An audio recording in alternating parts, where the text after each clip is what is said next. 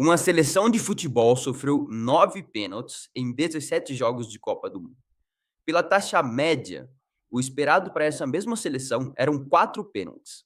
Claro que a internet já gritou que é fraude, que a FIFA está ajudando e etc. Aí eu decidi checar com estatísticas de verdade e não é tão simples quanto parece. Fica aí que nos próximos minutos eu vou te mostrar o teste de hipótese inteiro, passo a passo. Como formular a pergunta certa, como escolher o teste certo e por que a mesma tabela pode te dar duas respostas completamente diferentes, dependendo de uma única decisão que você toma antes de olhar os dados. Se você trabalhar com dado, isso vai mudar como você lê qualquer descoberta estatística que aparece aí no feed, sabe? A seleção que eu tô falando aqui é a seleção da Argentina. Foram 9 pênaltis recebidos em Copas de 2018, 22 e 26 em 17 jogos, uma taxa de 0,53 pênaltis por jogo. A segunda colocada, para vocês terem uma ideia, a Inglaterra, tem 0,39 pênaltis por jogo. E a média do grupo fica em 0,20. Visualmente, dá para ver que a barra da Argentina é mais alta que as outras, mas isso não é prova de nada, é só o ponto de partida da nossa pergunta aqui do vídeo. E eu vou mostrar para vocês que a forma como você faz essa pergunta também muda o resultado do teste. Mas vamos por partes. Todo teste estatístico começa com duas frases opostas. A primeira frase é a hipótese nula, a gente chama aqui de H0. E ela é como se fosse a versão chata do mundo, onde nada especial está acontecendo e tudo está acontecendo como esperado. Aqui na H0, por exemplo, na nossa H0, a frase é: a taxa de pênalti da Argentina é igual à taxa das outras seleções. Ou seja, não tem diferença nenhuma e a única diferença que a gente vê aqui é um ruído, é um erro aleatório que não tem relação com nenhum outro fator. A hipótese alternativa, que a gente chama de H1, é a versão interessante do mundo. Ou seja, alguma coisinha tem de errado e a taxa da Argentina é maior que as outras, por algum motivo externo. Repare numa coisa muito importante aqui, que é um rigor estatístico. Na hipótese, eu escrevi maior e não diferente. E isso não é acidente. A primeira decisão é que muda tudo. Dependendo como eu formulo a hipótese, a matemática muda. Então, se a minha pergunta fosse: a taxa da Argentina é diferente da média? Eu estaria testando os dois lados de uma distribuição. Então, quer dizer que podia ser mais alta ou mais baixa. Isso se chama teste bilateral.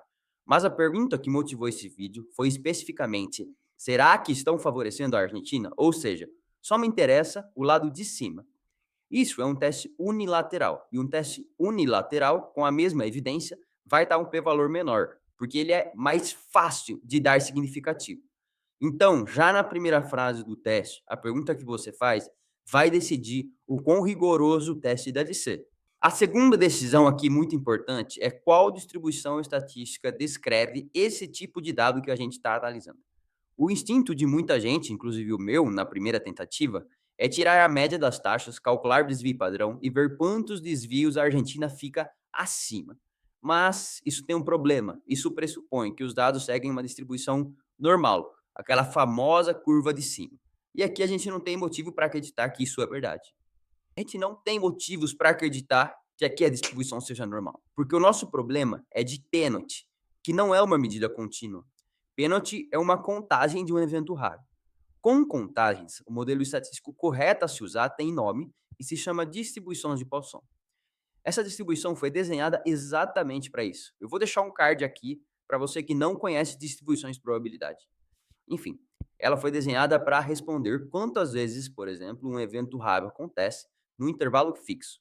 Tipo a pergunta que a gente está fazendo aqui, né? Qual é o número de pênaltis em X jogos? Usar a normal aqui é como usar uma régua para medir temperatura. A ferramenta erra o tipo de coisa que ela está medindo.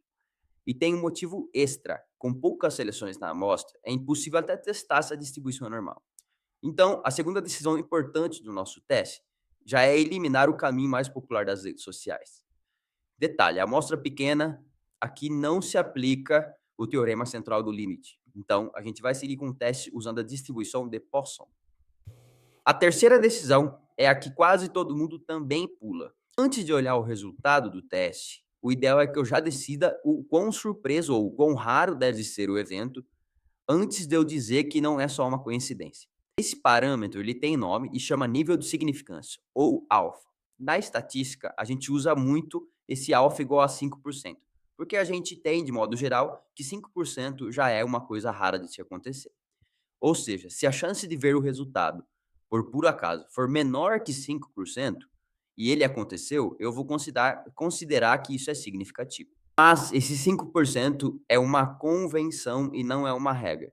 Numa decisão médica, por exemplo, onde errar custa uma vida às vezes, o padrão costuma ser 1%. Numa investigação exploratória, tipo essa, 10% já seria aceitável. Mas o ponto crítico aqui é a ordem. Essa decisão precisa vir antes de eu calcular o resultado.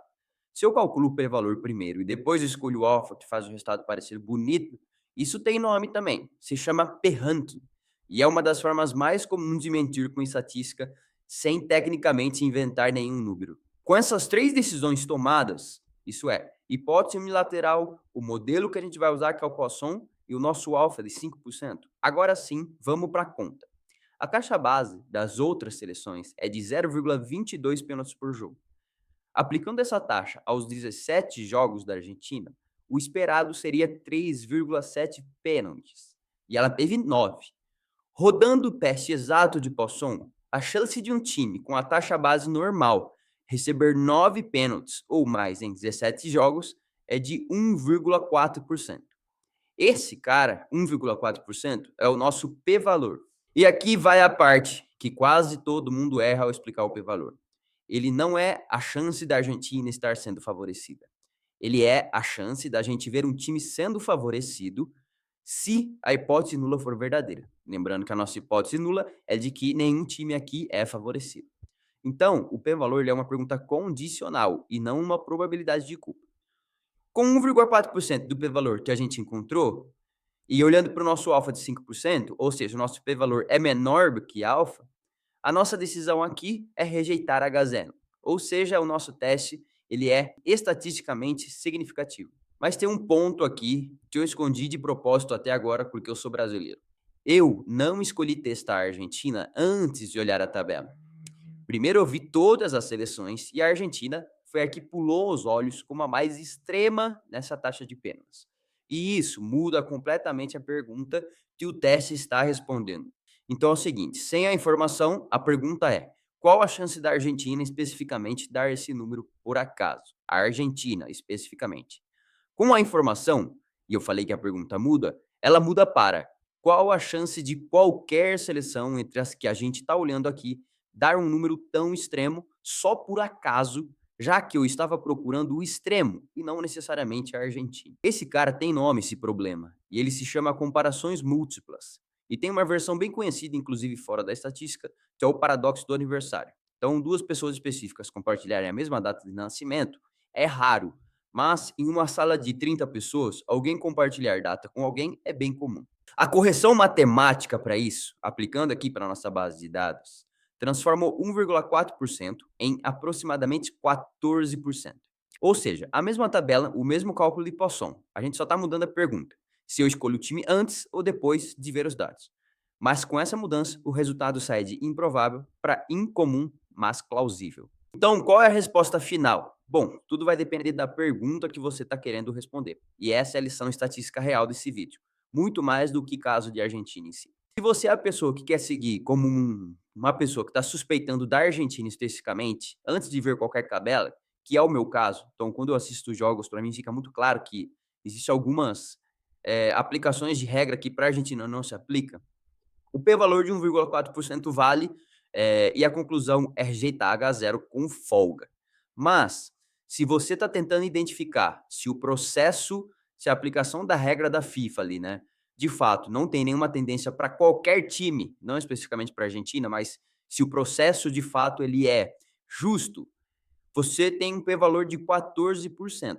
E com um alfa de 5%, você precisa rejeitar H0. Ou seja, você acredita que o processo, a aplicação das regras para qualquer seleção que consegue influenciar o pênalti, ela é justa. Não existe nenhuma tendência nesse processo. Ou seja, para mim, o padrão é real, é atípico e merece uma investigação lance a lance. Só não é sozinho esse teste uma prova estatística de fraude. Ele é um teste estatístico, mas não consegue comprovar qualquer tipo de fraude, e eu quero deixar isso bem claro no vídeo. Entretanto, Pegue aí todos os lances da Argentina e assista e tire as suas próprias conclusões, com provas visuais. Para a gente finalizar esse vídeo, guarde esses passos aqui para você conseguir construir qualquer teste de hipótese. Primeiro, formular as hipóteses, depois você precisa escolher o modelo estatístico que você vai usar, a distribuição de probabilidade que você vai usar. Em seguinte, você escolhe a confiança antes de ver o resultado do teste, isso é muito importante para você não ser tendencioso. Calcula o seu p-valor e aí você compara o seu nível de confiança com o seu p-valor. Não esquece também que a pergunta que você faz é muito importante para definir se a hipótese é bilateral ou unilateral. Agora eu quero que você comente aqui o que você acha desse padrão aí de pênaltis da Argentina. Você acha que mereceria uma auditoria ou você acha que isso é só estatística maluca, matemática e de fato o processo está bem justo, a FIFA não está tendenciando nada? Te vejo no próximo vídeo. Deixa o seu comentário aqui e já curte esse vídeo também.